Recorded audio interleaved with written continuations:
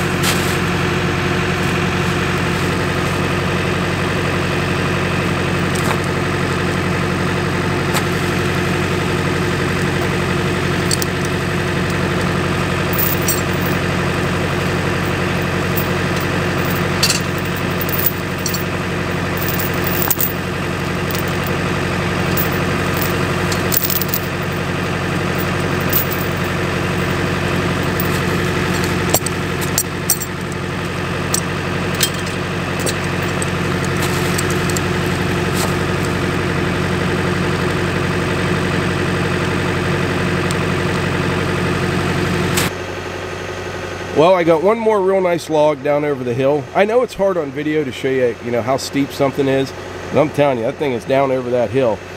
This one, I think I'm good to go with. I do have that one downhill with a little bit of side hill to it. That's why I hooked that chain on both sides of the log and as tight to the trailer mover as possible. As a matter of fact, I'm going to lower that a little bit, hook it up even tighter. And as long as it's tight on that and it's hooked on both sides of the log, it helps to prevent that log from wanting to roll off the side of the hill, which is something you really got to be careful with when it weighs probably almost as much as the tractor itself.